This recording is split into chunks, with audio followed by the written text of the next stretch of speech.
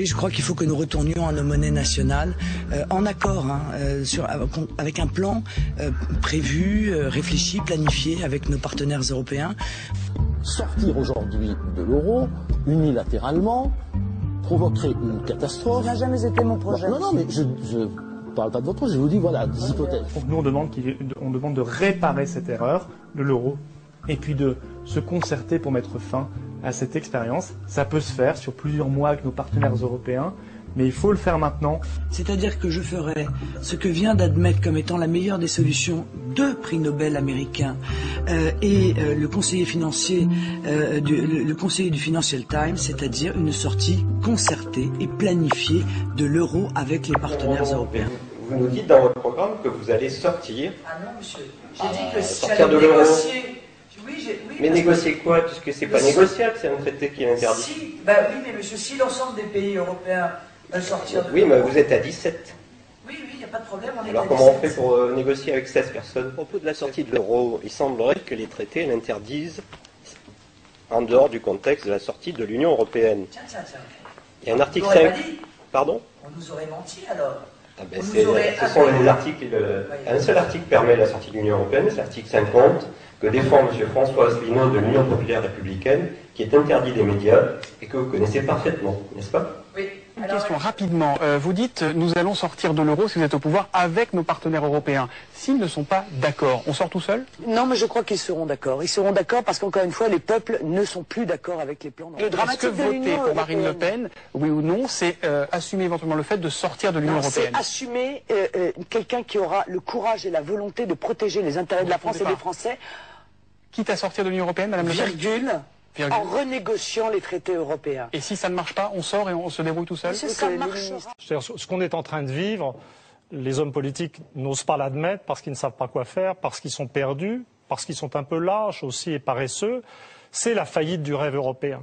Et l'un des drames de la situation actuelle, c'est que quelle que soit la validité des arguments qui sont proposés par Marine Le Pen sur le plan économique, du simple fait que le Front National souille la vision d'un avenir français, je dirais, heureux pour tous ses enfants, la rhétorique du Front National aboutit à dévaloriser les idées de protectionnisme, à dévaloriser les idées de sortie de l'euro. Donc vraiment, de mon point de vue, il y a quelque chose de tragique. Et de mon point de vue, je dois le dire, Marine Le Pen et le Front National sont vraiment les instruments de l'establishment et du système, parce qu'ils stérilisent des belles idées économiques. Parce que ça veut dire que l'on met dans l'esprit des Français que l'idée de sortir de l'euro, par exemple, ou l'idée de critiquer au point de sortir de l'Union européenne, serait à peu près comparable au fait d'avoir des sympathies pour le Troisième Reich, ou d'être antisémite. Bon. Donc c'est pour ça que nous dénonçons le Front National comme un élément décisif du système, puisqu'il interdit les débats.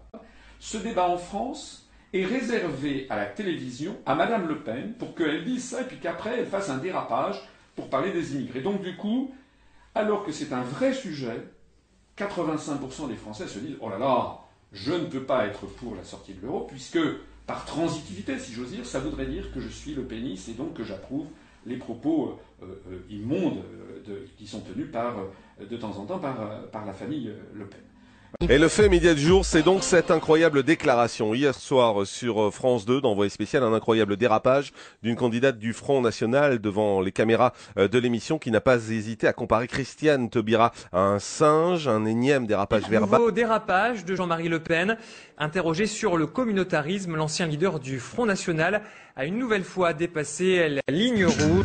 Il y a aussi ce genre de réflexion, c'était à Saint-Raphaël, mi-janvier, votre père faisait un banquet avec des cadres du parti. Aimez-vous ce genre de vanne? Qui devient de plus en plus proéminent. Oui, qui signe un petit peu méchante. Donc ça c'est un point tout à fait important. Sortir de l'Union européenne, sortir de l'euro, que d'ailleurs, Madame Le Pen, c'est le paradoxe est extraordinaire, parce qu'en plus, elle ne le propose pas. Je peux vous poser une question parce que tout à l'heure on évoquait le référendum. Je sais que vous voulez réagir, mais vous nous avez dit que vous étiez favorable au fait que l'on consulte enfin les Français sur ces questions.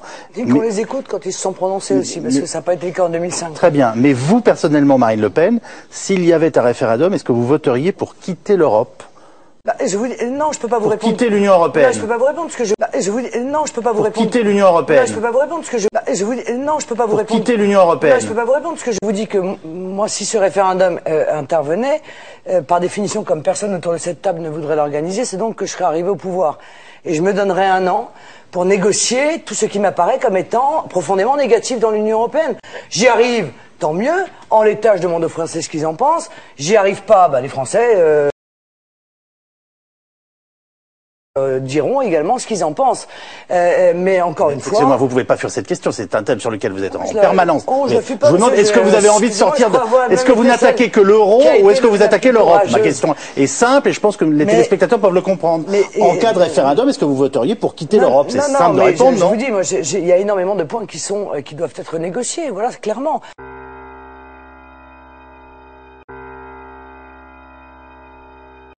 Je me suis rendu compte que tout le monde en France propose une autre Europe. Le Front National propose une Europe des nations, une Europe des patries. L'UMP, aux dernières nouvelles, a fait sa campagne en disant pour une Europe qui marche. Le Parti Socialiste faisait campagne pour une Europe sociale. ELV pour une Europe écologique. Le Front de gauche et l'extrême gauche pour une Europe des travailleurs. Donc chacun a son projet. Alors déjà, la première chose assez pittoresque, c'est qu'ils ne sont même pas d'accord entre Français sur l'Europe qu'ils veulent. C'est là où il y a une vraie manipulation de l'opinion publique, c'est qu'au moment des élections européennes, par exemple, vous avez des gens qui proposent des listes en disant, voilà, une Europe des patries, une Europe ceci, une Europe cela, une Europe écologique, une Europe sociale.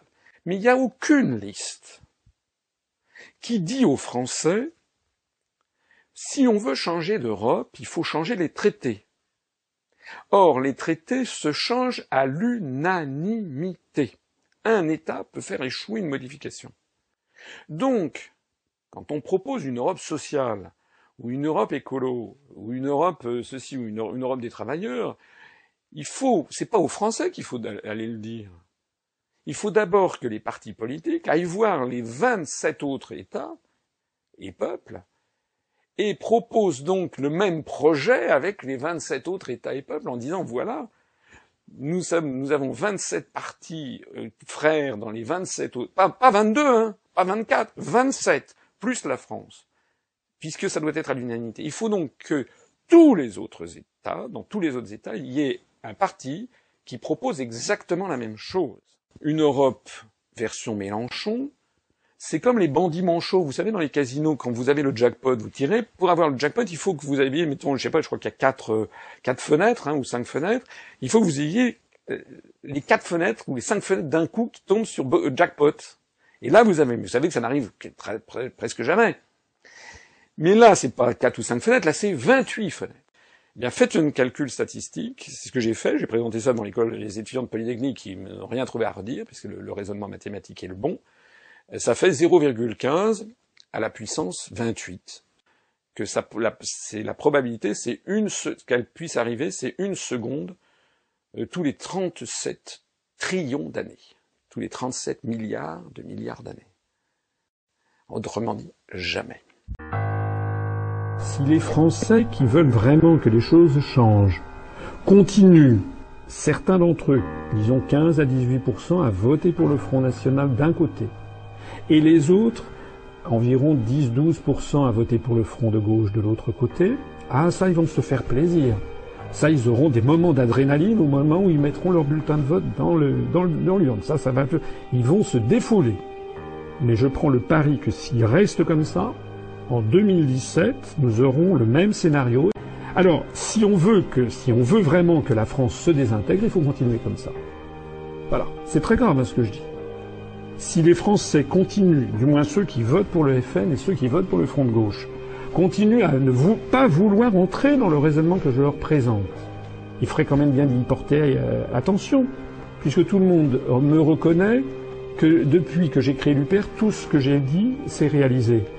Tout le monde reconnaît la justesse de mes analyses en matière économique, financière, monétaire, diplomatique, géopolitique. Pourquoi est-ce que le seul sujet où je me tromperais, ce serait celui de la politique intérieure française? Il faut quand même que les gens arrêtent, et maintenant arrêtent d'être des enfants. Il faut qu'ils arrêtent de croire au Père Noël, il faut qu'ils se disent que jamais, ni le FN, ni le Front de gauche, ne pourront réussir à rallier une majorité des Français. Il faut donc trouver un nouveau vecteur politique qui mette tout le monde d'accord, justement provisoirement, pas sur longue période, mais provisoirement, en ne parlant pas de tous les sujets qui fâchent, les sujets de société, les sujets économiques, les sujets énergétiques, etc., pour se rassembler sur l'essentiel, c'est-à-dire sur la sortie de l'Union européenne, de l'euro et de l'OTAN. C'est pour cela que j'ai créé l'UPR, c'est d'ailleurs pour ça que notre mouvement se développe remarquablement bien d'ailleurs, parce que de plus en plus de gens commencent à comprendre le raisonnement qui est le nôtre.